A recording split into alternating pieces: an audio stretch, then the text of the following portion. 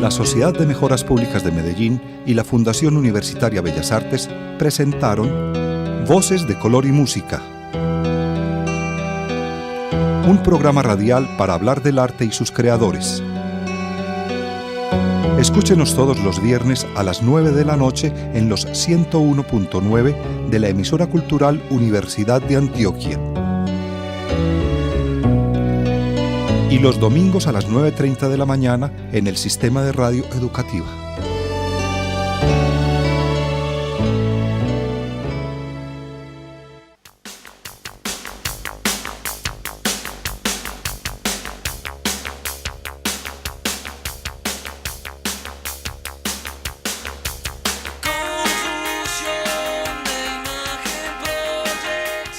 Bienvenidos, Alexis Ramírez nos acompaña en la grabación del programa, en la realización Carlos Vélez. Estamos en Voces de Color y Música, el programa radial de la Fundación Universitaria Bellas Artes y de la Sociedad de Mejoras Públicas de Medellín. Hoy tenemos como invitado a Pablo Santamaría Alzate, gran colaborador de este programa, quien en otras ocasiones, por ejemplo, lo hemos entrevistado para hablar de sus estudios de doctorado en estudios culturales en la Universidad Federal del Estado de Mato Grosso en Brasil, también cuando estuvo realizando sus estudios de la maestría en estudios humanísticos en EAFIT, en fin. Con Pablo Santamaría hoy vamos a hablar o analizar más bien un tema que él ha venido estudiando y trabajando en la Fundación Universitaria Bellas Artes sobre el papel que tiene el arte y la cultura en el desarrollo de una actitud y un compromiso personal para la transformación y mejoramiento de la realidad. Esto es parte del objetivo que tiene una cátedra que ha venido dirigiendo Pablo Santamaría. La idea es que conversemos con Pablo Santamaría de cómo hoy desde el arte, podría uno decir desde los artistas plásticos, pero el concepto es mucho más amplio, cómo desde el arte hoy se puede hablar de transformación y mejoramiento de la realidad de las personas que viven en un espacio físico que puede ser Medellín, puede ser Antioquia.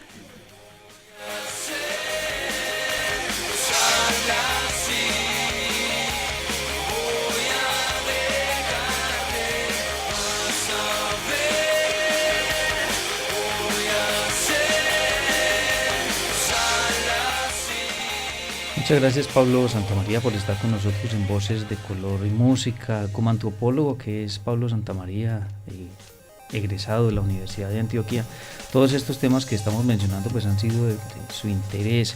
Y en la última ocasión que estuvo visitándonos aquí en el programa radial Voces de Color, hablábamos precisamente de sus estudios, de esos estudios culturales, ese estudio de doctorado que está realizando usted en Brasil. Es tema para otra ocasión, Pablo, para que nos acompañe, para que nos cuente sobre esas, digamos, diferencias también, pero también similitudes culturales de Brasil y de Colombia. Pero será tema de otra ocasión, porque Pablo en estos días me contaba precisamente cómo hoy varias universidades, inclusive latinoamericanas, están desarrollando investigaciones alrededor de temas específicos conjuntos.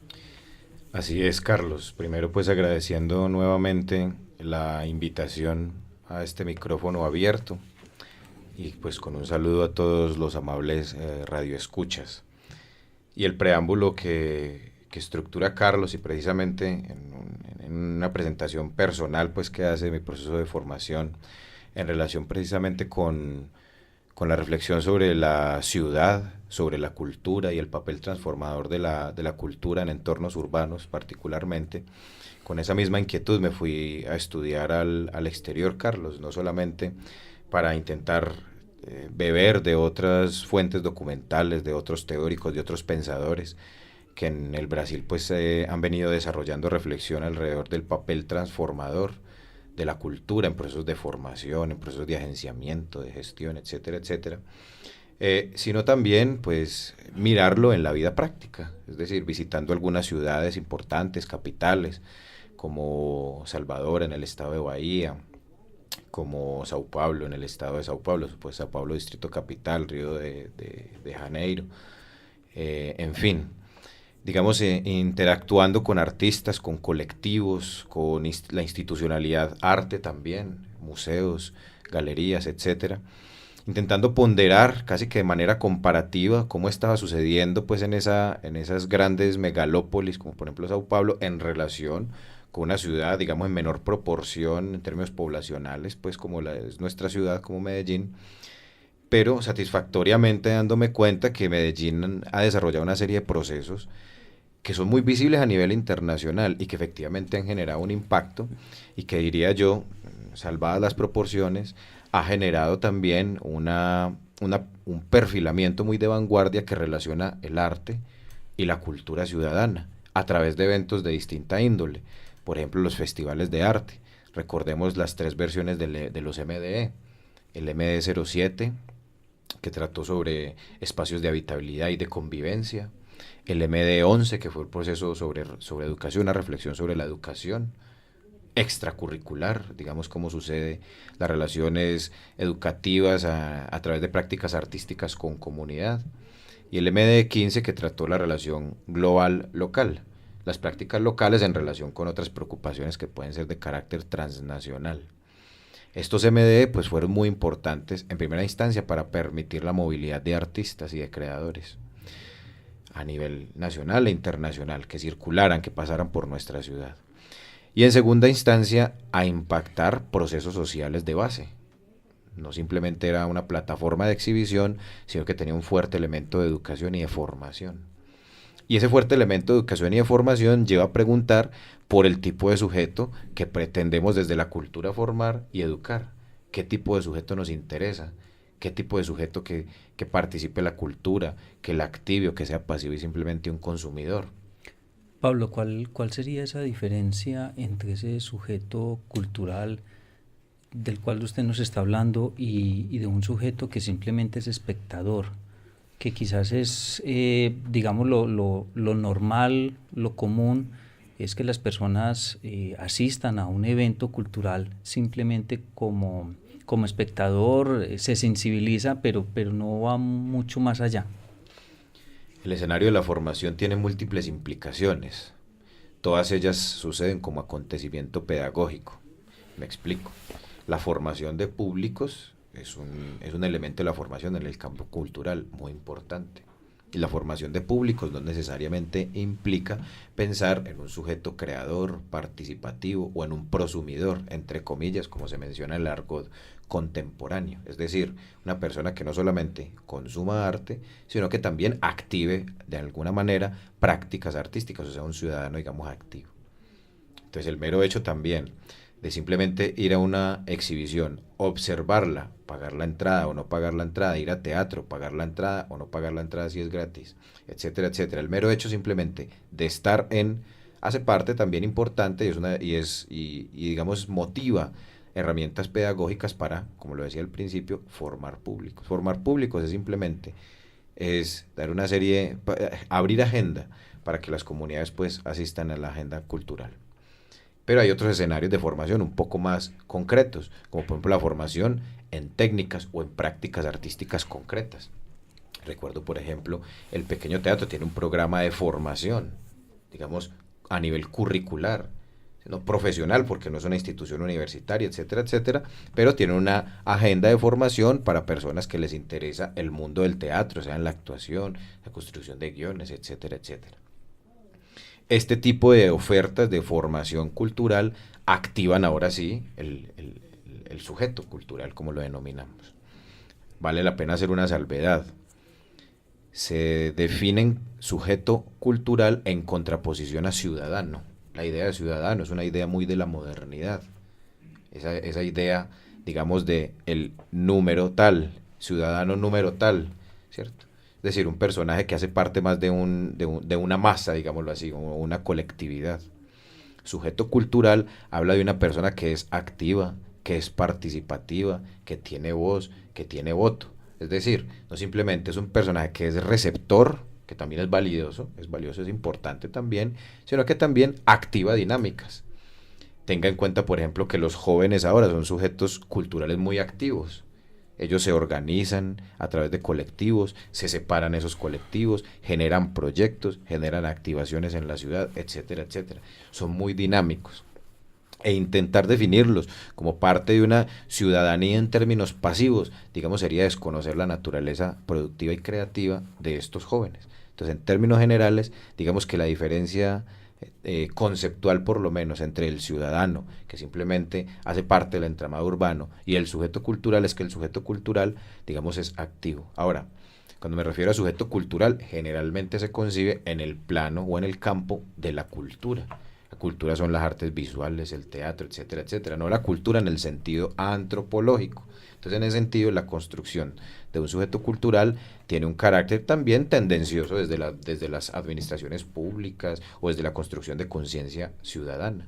Porque construir o formar, como he venido diciendo, un ciudadano cultural implica necesariamente activar la participación de estos sujetos a través, generalmente, de prácticas artísticas y culturales. Pablo Santamaría, ¿qué diferencia existe entre un sujeto cultural del siglo XX y lo que sucedía con la cultura, digamos, en Medellín en el siglo XX y lo que sucede hoy? En principio, yo creo que es necesario hacer la diferenciación en que, digamos, lo que se concebía como cultura finales del siglo XIX, incluso principios del XX, era una concepción de cultura de élite. Es decir, los teatros, los músicos, la formación artística misma, plástica, por ejemplo, era, digamos, algunas personas que les gustaba, que se beneficiaban de ella. Pero hemos encontrado que en el mundo contemporáneo esa relación con el sector cultural ya no es necesariamente una relación, digamos, de capas sociales o de élites. Las prácticas culturales, la formación cultural sucede en todos los ámbitos. Y precisamente la gobernanza se ha dado cuenta que a través de la cultura se sensibiliza al público, se genera un nuevo condicionamiento de sujeto. Entonces, en ese sentido, diría yo que la diferencia, si la podemos entender de esa manera, entre ese sujeto cultural anterior, que tiene una relación con la cultura a través del goce, a través del disfrute, escuchar el concierto, ver la exposición, ahora, a diferencia pues de ese sujeto de antaño, el sujeto cultural contemporáneo es un sujeto que además de que disfruta de eso mismo, va a los conciertos, va a teatro, va a las exposiciones, también genera propuestas, intervenciones. Eso implica básicamente un sentido de apropiación de lo urbano, a partir de prácticas sensibles, prácticas culturales o prácticas artísticas, con la salvedad, Carlos, de que no necesariamente todo sujeto cultural es un artista, es un creador, es un músico, lo que no quiere decir que no pueda intervenir su espacio urbano.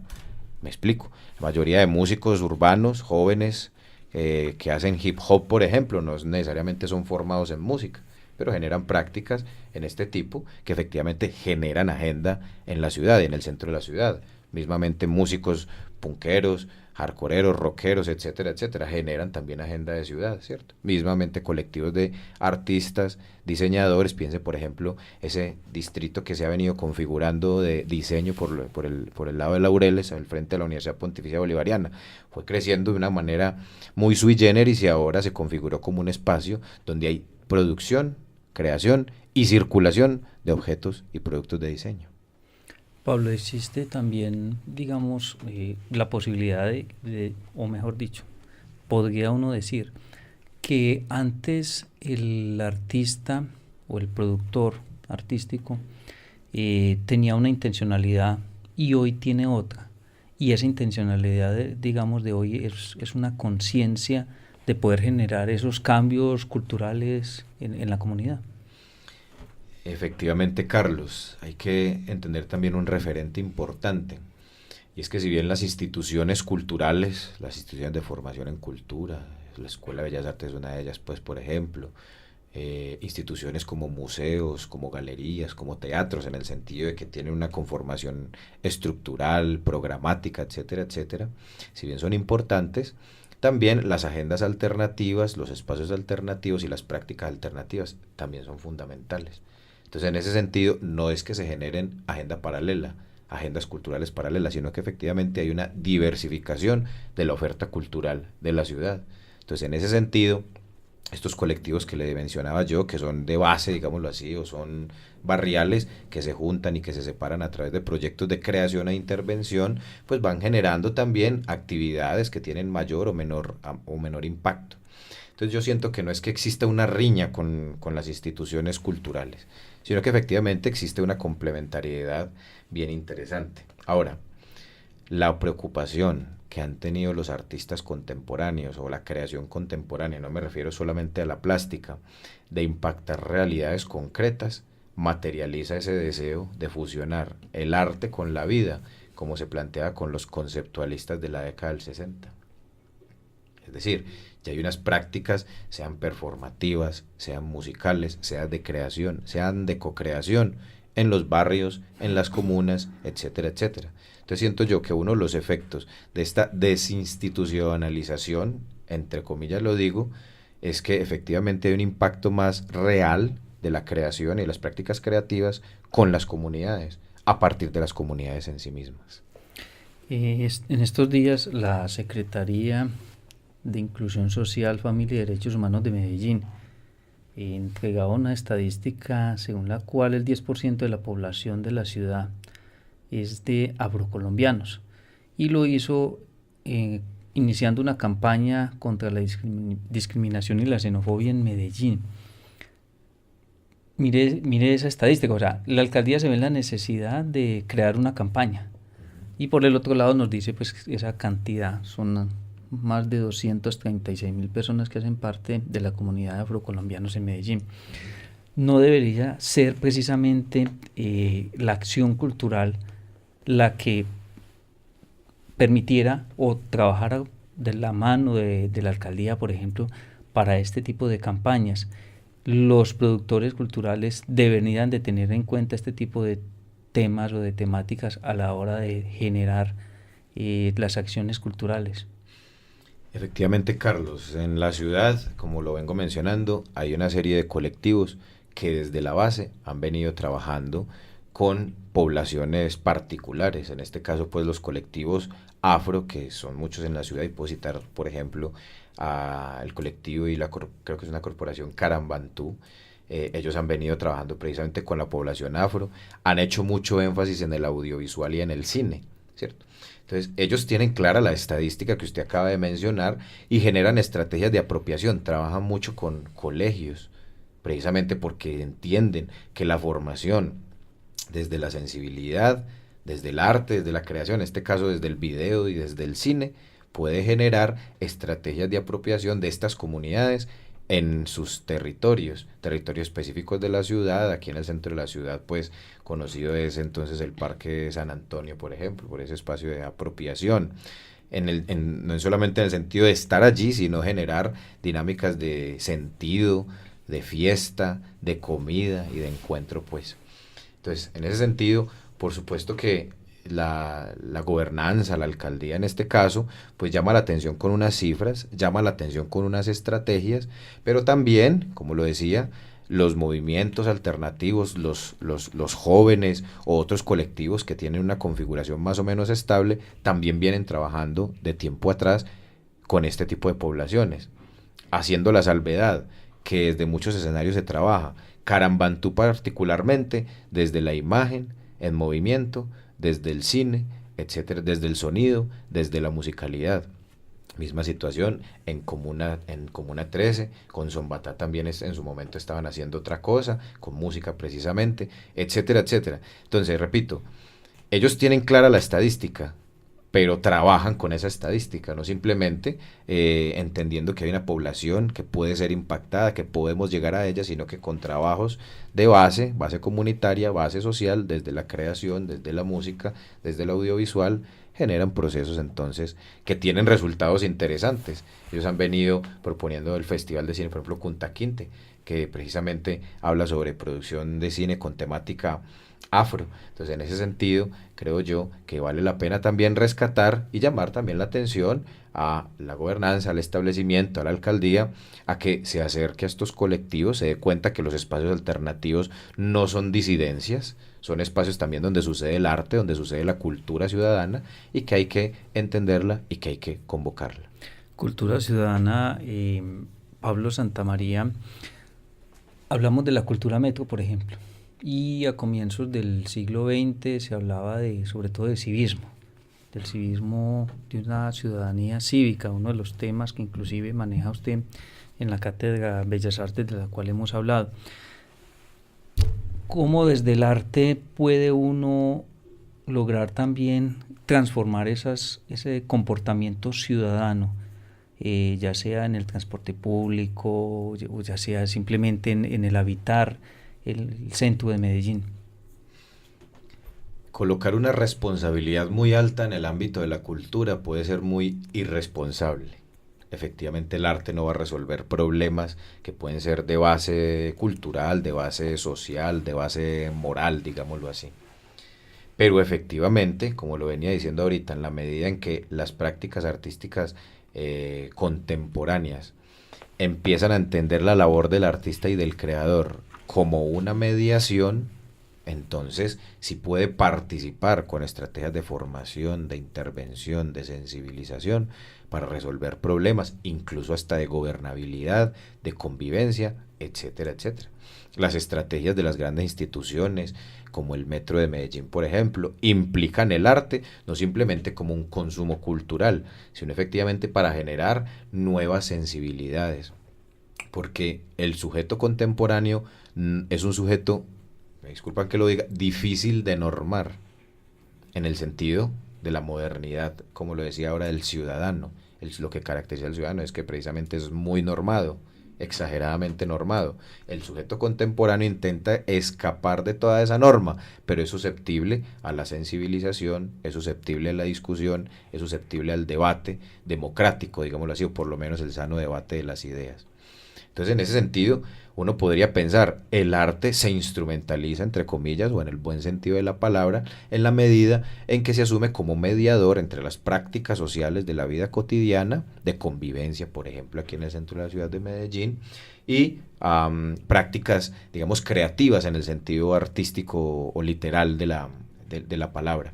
No en vano que instituciones como Bellas Artes o incluso instituciones culturales aquí en el centro de la ciudad, el claustro de Confama, el mismo Paraninfo de la Universidad de Antioquia o espacios nuevos como la Pascasia, etcétera, etcétera, hayan hecho una apuesta para no solamente generar agenda cultural en el centro de la ciudad de Medellín, sino también abrir espacio a discusión sobre la implicación que el arte y la cultura tiene sobre la convivencia ciudadana en el centro particularmente. Entonces, en ese sentido, hace no solamente reflexiones desde el punto de vista teórico, sino también activaciones concretas que estimulen eso. Repito, a través de intervenciones artísticas. Cantar, por ejemplo, desde los balcones, pues llama la atención el transeúnte. Efectivamente, un canto lírico escuchado de un transeúnte que va a pie, o el que está llevando la carreta de aguacates, o el que lleva la carreta de bananos y vende, o en fin, la población de los hermanos venezolanos que también están caminando por aquí escuchando ese canto lírico desde un balcón, pues da la sensación, una poética distinta al centro de la ciudad. Entonces, yo considero efectivamente, Carlos, que este sujeto cultural que pretende activarse desde la sensibilidad artística, en algún momento también va a activar a través de sus poéticas personales otras dinámicas de convivencia y de habitabilidad en el centro particularmente. Finalmente, Pablo, bueno, este tema es bastante amplio y hay muchas preguntas que pueden surgir de él, pero se me ocurre finalmente preguntarle, Pablo, ¿cuál es la importancia en las instituciones de educación superior? Y es uno de los temas que usted maneja en su cátedra, como territorios culturales y ciudadanías culturales. Bien, conversamos el marco, digamos, ontológico de la Cátedra Bellas Artes, la cátedra institucional, solamente pues para los estudiantes que están matriculados en la Fundación Universitaria Bellas Artes. Otras instituciones de educación superior también tienen otro tipo de cátedras que reflexionan sobre la cultura, que reflexionan sobre la ciudad. Para Bellas Artes es fundamental pensar la relación entre formación, cultura y territorio. Estamos en el centro de la ciudad de Medellín, tenemos vecinos no solamente en el ámbito cultural, sino vecinos que habitan el centro de la ciudad de Medellín. Entonces, en ese sentido, el escenario natural de Bellas Artes ha sido el centro y por lo tanto pensar el territorio, no solamente pensar la ciudad en términos conceptuales, sino pensar el territorio de manera menuda. Bellas Artes, ¿cómo impacta ese territorio con su hacer educativo y formativo en este caso, pues es fundamental y es insumo de la Cátedra de Bellas Artes. Por ejemplo, la Universidad de AFIT tiene una cátedra que se llama Ciudad, Arte y Cultura, o Colombia narrada por los artistas, donde efectivamente piensan la relación entre el arte, la cultura, la memoria, la violencia, etcétera, etcétera. Entonces cada institución, según su naturaleza, según sus intereses de formación, pues va construyendo espacios que discutan en mayor o en menor medida estas relaciones entre arte, memoria, cultura ciudadana, etcétera, etcétera, la configuración de un sujeto sensible. Ahora, en este caso, la idea de territorio para la reflexión sobre la cultura es fundamental para no pensar en abstracto. La cultura ciudadana, efectivamente el centro de la ciudad, por ejemplo, tiene unas particularidades muy distintas a de otras comunas, como la 8, que somos vecinos, o la 1, por ejemplo, que ya está muy lejos de aquí, del centro de la ciudad de Medellín, pero que hace parte pues de esta ciudad, tendrá sus particularidades cada comuna. Entonces, en ese sentido, para nosotros, no solamente es materia de discusión académica, sino que esta cátedra también se define como una plataforma de investigación para pensar las dinámicas de habitabilidad, de convivencia y el papel de la cultura en el centro de la ciudad de Medellín, Carlos. Y muy importante en un momento en el que la alcaldía de Medellín tiene dos apuestas interesantes, una la transformación del centro, la recuperación del centro de la ciudad, y la otra pues el tema de la cultura ciudadana transversal a todas las políticas públicas, por lo menos en este periodo de gobierno.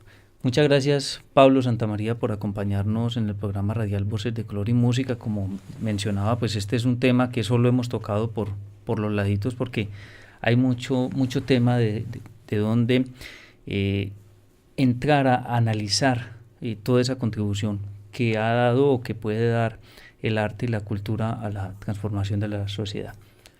Espero entonces, Pablo, que nos pueda acompañar en otra ocasión para que sigamos hablando de estos temas. Con el mayor gusto, Carlos, y muchas gracias a usted por la invitación, dispuesto a participar nuevamente de Voces de Color y Música, y un saludo a todos los radioescuchas.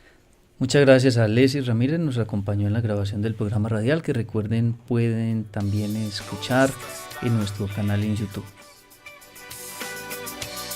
No estoy tan lejos, tú no estás tan lejos, ¿verdad?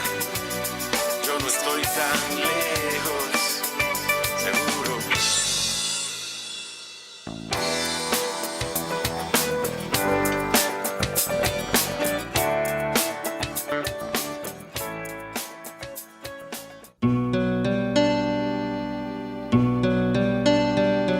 La Sociedad de Mejoras Públicas de Medellín y la Fundación Universitaria Bellas Artes presentaron Voces de Color y Música, un programa radial para hablar del arte y sus creadores. Escúchenos todos los viernes a las 9 de la noche en los 101.9 de la emisora cultural Universidad de Antioquia. Y los domingos a las 9:30 de la mañana en el Sistema de Radio Educativa.